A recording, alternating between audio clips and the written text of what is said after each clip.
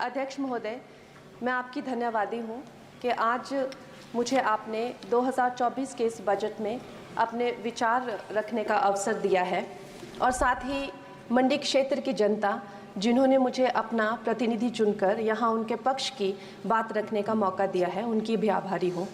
ये जगह मेरे लिए बहुत नई है, मैं एक नई सांसद हूँ, मगर मुझे इस बात का आभास है कि ये जो 18वीं लोकसभा है ये कोई सामान्य लोकसभा नहीं है। इस लोकसभा का जो चुनाव हुआ है उसमें हमारे जो शीर्ष नेतृत्व हैं, हमारे माननीय प्रधानमंत्री श्री नरेंद्र मोदी जी ने लगातार तीसरी बार प्रधानमंत्री बनकर पिछले 60 सालों का जो रिकॉर्ड तोड़ा है, उसके लिए हम सब उन्हें जो है वो हार्दिक बधाई देते हैं। साथ ही बधाई के पात्र हैं हम सब भारतीय जनता पार्टी के लोग जिन्हें ये सौभाग्य प्राप्त हुआ। और मैं ये भी मानती हूँ कि हमारे भारतवर्ष की जनता जिन्होंने एक स्थिर, सहज और सफल सरकार को चुना है और एक संकल्प को चुना है, वो भी बधाई के पात्र हैं।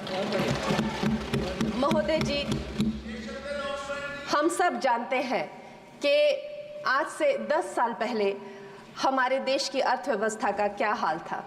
आज से 10 साल पहले हमारी संघर्षशील जो एक चरमराती और एक लड़खड़ाती अर्थव्यवस्था जो कहीं 11वें नंबर पर थी और सारा देश जो है उसको लेकर चिंतित रहता था, पिछले 10 सालों में वो अर्थव्यवस्था 11वें से 5वें नंबर पे आई है और बहुत तीव्रता से जो है तीसरे नंबर की तरफ जा रही है। ये जो 2024 का बजट है ये सब वर्गों को जो है वो शक्ति प्रदान करने वाला बजट है। इस बजट से जो है वो हमारी अर्थव्यवस्था को भी तीव्रता मिलेगी महोदय जी। और जो हमारा 2047 का जो संकल्प है कि विकसित भारत का जो संकल्प है, हम प्रथम इकोनॉमी बनेंगे, वो भी इस बजट से हम पूरी उम्मीद है एक कदम हम उस संकल्प के जो है वो करीब जाएंगे। महोदय जी, पिछले साल हमारे हिमाचल प्रदेश में एक बहुत बड़ा प्राकृतिक संकट आया, एक बहुत बड़ी बाढ़ आई जिससे न जाने कितने जन, धन, पशु, ज़मीन की हमारे लोगों को जो है वो हानि हो गई।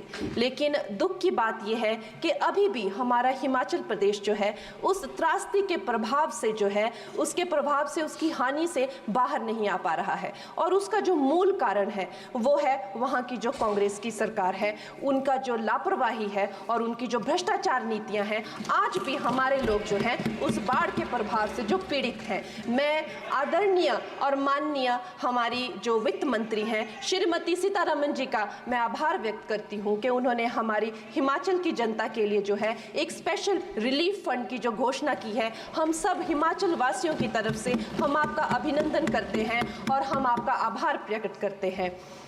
महोदय जी, मुझे ये जान के और आपको बताकर इस बात की खुशी भी होती है और खेद भी होता है कि जितना काम पिछले 10 वर्षों में हमारी भारतीय जनता पार्टी ने हिमाचल प्रदेश में किया है वो उतना काम हमारे आज़ादी के बाद 60 सालों में भी हिमाचल प्रदेश में नहीं हुआ था। आप सब हिमाचल जाते रहे होंगे। वर्षा, it is her maiden speech. आप सब हिमाचल वर्षा, it is her maiden speech. Kindly. आप सब हिमाचल जाते रहे होंगे और आप सब ने देखा होगा कि वहाँ पर जो है आज से आज़ादी के 60 साल तक सिर्फ कुछ रोड्स बने थे और वो भी हमारे माननीय जो पूर्व प्रधानमंत्री अटल बिहारी जी रहे हैं, उन्होंने अपने कार्यकाल में जो है वो ग्रामीण प्रधानमंत्री सड़क योजना के अंतर्गत वो रोड बनाए थे। लेकिन पिछले 10 वर्षों में प्रधानमंत्री नरेंद्र मोदी जी की सरकार ने हमारे क्षेत्र को जो है एम्स, IIT, IIM जैसे वैश्विक स्तर के जो है वो संस्थान दिए हैं और वंदे भारत जैसी ट्रेन को हमारे हिमाचल में पहुंचाया है। हमारे हिमाचल जैसे छोटे से राज्य को 3,500 करोड़ की लागत का मनाली कीर्तपुर जो है वो हाईवे दिया हुआ है, जिसमें माननीय महोदय जी 5 से ज़्यादा टनल हैं और 37 से ज़्यादा उसमें ब्रिजेस हैं। ऐसे वैश्विक स्तर की जो है हमें इंफ्रास्ट्रक्चर वहाँ पे मिली है और साथ साथ ही पूरे देश के लिए जो एक बहुत ही अद्भुत इंफ्रास्ट्रक्चर मार्बल है, जैसे कि हमारी अटल टनल 9 किलोमीटर की जो वो अटल टनल है, विश्व की सबसे लंबी टनल है और वो एक सिंगल ट्यूब हाईवे जो है वो पूरे विश्व के लिए जो है एक बहुत बड़ा उदाहरण है। और उसके साथ ही 11,000 करोड़ के हाइडल प्रोजेक्ट्स हमारे हिमाचल प्रदेश को दिए हैं। अगर मैं ये सूची यहाँ पे रखूं तो शायद आप लोगों का बहुत वक्त जो है इसमें लग जाए, लेकिन लाखों लाभार्थी जो है वो चाहे मुफ्त राशन हो, चाहे पीएम की जो है वो मकान हो या आयुष्मान हो। हमारा हिमाचल प्रदेश एक ऐसे राज्य है जो पूरी तरह से शौच फ्री है और वहाँ घर घर में जो है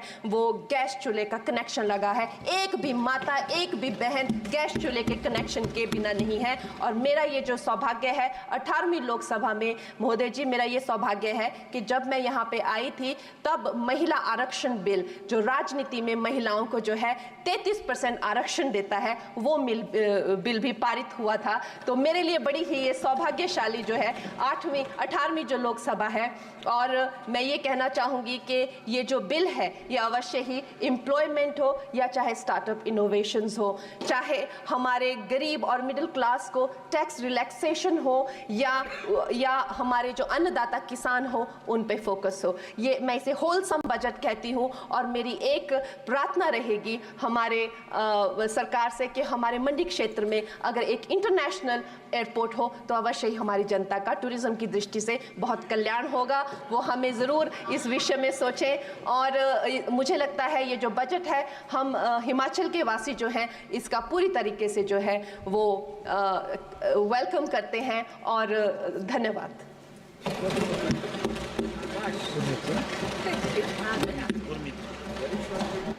गुरमीत सिंह मीत हैर जी।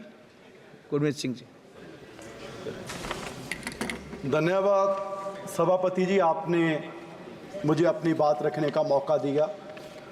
और सभापति जी, मैं शुरुआत, क्योंकि पूरे बजट में मेरे प्रदेश पंजाब का जिक्र तक नहीं किया गया, मैं विरोध दर्ज करवाते हुए बात अपनी शुरू करना चाहूँगा। सभापति जी, जब मैं स्कूल में पढ़ता था तो दीवारों पे एक नारा लिखा रहता था, हम दो हमारे दो। और पूरे देश के लोग जानते हैं कि पिछले 10 साल 2 साहब की सरकार चल रही थी। अब उन 2 साहब के कंधों पर और 2 लोग बैठ गए हैं और वो पुराना नारा पूरी तरह फिट हो गया कि हम दो हमारे दो। सभापति जी, चलो ये तो पुराना नारा है, एक नया नारा इस सरकार का, सबका साथ सबका विकास। लेकिन मुझे लगता है कि वो नारा भी 2 का विकास बाकी सबका सत्यानाश इस बजट में सारा कुछ दर्शाया जा रहा है। सभापति जी, जिस दिन इलेक्शन का रिजल्ट आ रहा था तो स्वाभाविक है सारे लोग अपना देख रहे थे और पूरे देश का भी देख रहे थे कि क्या बन रहा है, किसकी सरकार बन रही है।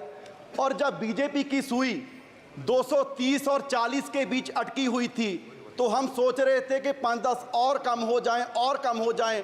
लेकिन अब मैं कहता हूं भगवान का शुक्र है कि आपकी 240 आ गई। अगर 5-10 और कम हो जाती, पता नहीं बाबूजी नायडू जी के साथ कोई और बाबूजी आ जाते और इस वजह से और शिक्षा का, स्वास्थ्य का, मनरेगा का और किसानों का बजट और कम हो जाता। मैं समझता हूं कि पिछले 77 वर्ष से इतना मजबूरी बस बजट किसी सरकार ने नहीं पेश किया होगा जितना इस बार एनडीए सरकार ने बजट पेश किया है। मैं समझता हूं कि ऐसे नहीं कि हमारे जितने विपक्ष के साथी हैं वो बहुत खुश होंगे इस बजट से, क्योंकि हरियाणा वाले हैं, महाराष्ट्र वाले हैं, उनके वहाँ तो इलेक्शन भी है। लेकिन मैं उनको कहना चाहता हूं कि आप सरकार की मजबूरी समझिए। यूं ही कोई इतना बेवफा नहीं होता, कुछ तो मजबूरियां रही होंगी और मजबूरी सिर्फ यही है कि वो सत्ता वाली कुर्सी बचानी है और उसके लिए कुछ भी करना पड़ जाए।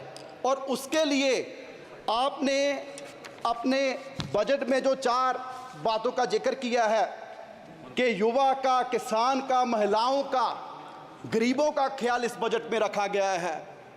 क्या हुआ? तो सभापति जी, किसानों से वादा किया गया था कि 2 गुना उनकी आमदनी करेंगे।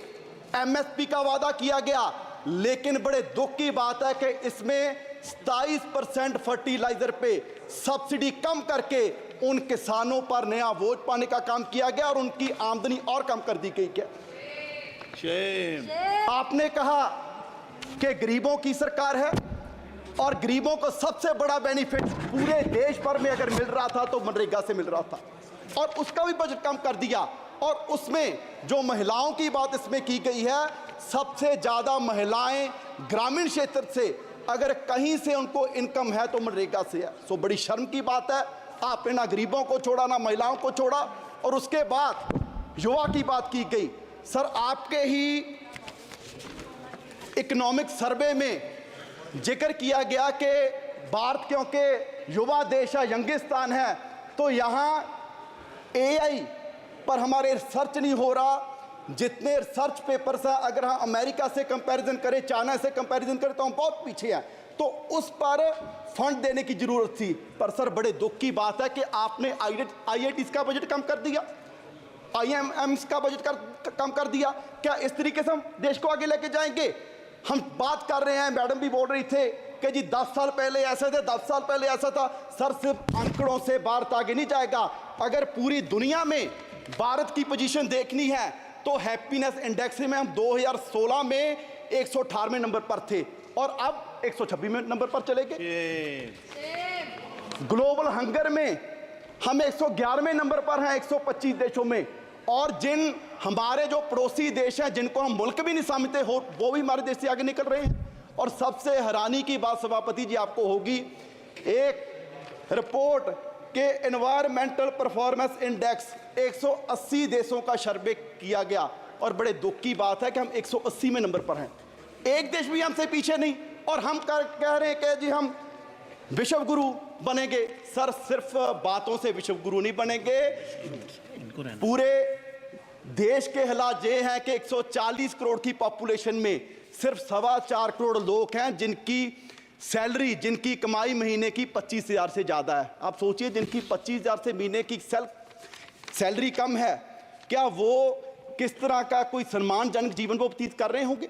यहाँ पर माननीय वित्त मंत्री जी ने बड़े गर्व से कितने बार पता नहीं कहा कि जी 85 करोड़ लोगों को हम राशन दे रहे हैं, 85 करोड़ लोगों को राशन दे रहे हैं। ये कोई गर्व की बात नहीं, मुझे लगता है कि सरकार के लिए शर्म की बात है कि पिछले 10 साल में आप 85 करोड़ लोगों को गरीबी से बाहर निकाल पाए और आप इसकी चीज को बड़े गर्व से बता रहे हैं। बैजा बैजा बैजा, ओ बैजा, ओ बैजा बैजा। और सर, बैजा, ऐसे देश आगे नहीं बढ़ेगा। और सर, अगर मैं लास्ट में अपने क्षेत्र पंजाब की बात करूं, क्योंकि सर वैसे तो किसी प्रदेश का ध्यान नहीं रखा गया, अगर मैं पंजाब की बात करूं, सर फ्लड्स के लिए बजट आपने लॉट किया। आपने कहा जी साम में फ्लड्स आए, बिहार में फ्लड्स आए, उत्तराखंड में फ्लड्स आए, हिमाचल में फ्लड्स आए। क्या सर पंजाब देश का हिस्सा नहीं है? जो बारिश उत्तराखंड में हुई, हिमाचल में हुई, क्या वो पहाड़ों में रुक जाएगी? वो सारी बारिश का पानी पंजाब में आया और 1680 करोड़ का नुकसान पंजाब का हुआ। सर, मैं उस समय इरिगेशन मिनिस्टर था, मैं तरन गया, मैं कपूरथला गया, मोहाली गया, रोपड़ गया और हमारे वहां सर क्षेत्र में ऐसा माहौल बन गया कि 3-3 फुट मिट्टी चढ़ गई। और वहां मैं दावे से कह सकता हूं कि अगले 20 साल भी वहां खेती नहीं हो सकती। और सर 2 मिनट। और सर, मैं पंजाब के पॉइंट ऑफ व्यू से कहूं, इतनी नफरत पंजाब से क्यों है? जिस पंजाब का बलिदान इतना बड़ा रहा कि देश को आजाद करवाने में भी हमारी 80% कुर्बानियां, और उसके बाद भी सर पंजाब के किसी गांव में जाइए, आपको कोई भी गांव में ऐसा नहीं मिलेगा कि जिस गांव में हमारे शहीद की मूर्ति ना हो, जिसने सरहद पर राखी करते अपनी जान कुर्बान दी। आज भी कोई दिन नहीं होगा कि तिरंगे में लिपटी लाश हमारे नौजवानों की हमारे गांव में, हमारे पंजाब में ना आती हो, और उसका आप जिक्र तक नहीं करते।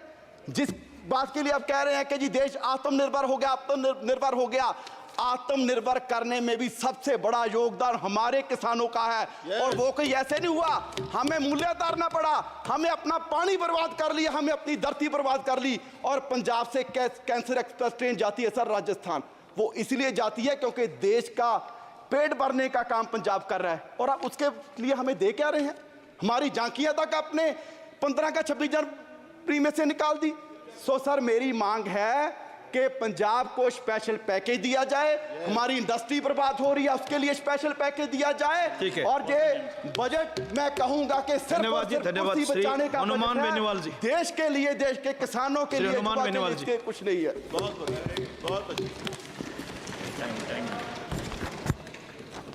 सभापति महोदय, सबसे पहले तो मैं आपको धन्यवाद दूंगा कि आज देश का जो बजट जिस पे चर्चा चल रही है उस पर आपने मुझे बोलने का मौका दिया केंद्रीय बजट पे।